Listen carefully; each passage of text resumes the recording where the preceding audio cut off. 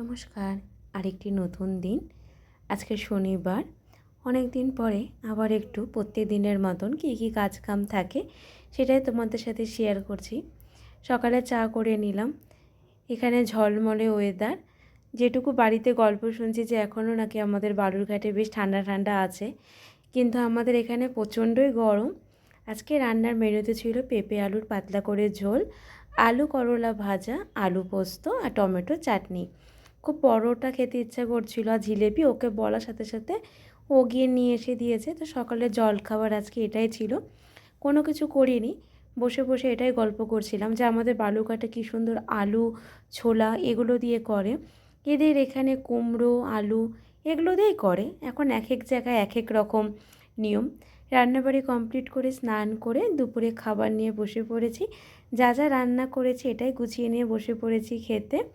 খেয়ে দিয়ে উঠে রেস্ট নিয়ে যখন যাব বিকালবেলায় হাঁটতে, তখন দেখি শালু ওর বাচ্চাগুলোকে নিয়ে বাইরে চলে এসেছে। দেখো কি সুন্দর বাচ্চা। সম্ভবত এটা শালুর বোন হবে, বাচ্চাগুলোর মাসি।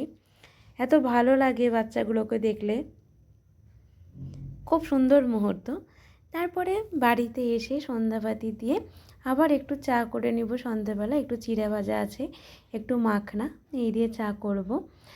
আজকে রাত্রিবেলায় রুটি করব না, করব হলো গোলা রুটি। সেই জন্য চা খেয়ে গোলা রুটি যা যা লাগে সব কিছু রেডি করে রেখে দেব। আটার মধ্যে পরিমাণ মতন একটু মৌরি দিব, কালাই জিরা, হলুদ, লবণ, চিনি, কাঁচা লঙ্কা কুচি আর দেবো ধনেপাতা কুচি। আর ভালো করে অল্প অল্প করে জল দিয়ে ব্যাটারটা তৈরি করে নিয়ে আর ধনেপাতা দিয়ে দেবো। এটাই বলছিলাম, ধনেপাতাগুলো শুকিয়ে গেছে, কিন্তু তবু খাওয়ার মতন ব্যবস্থা আছে, সেই জন্য সব কিছু দিয়ে করে নিলাম। আর যখন হয়ে যাবে একদম ভালো করে মিশানো, তখন উপর দিয়ে একটু সর্ষের তেল দিয়ে রেখে দেবো।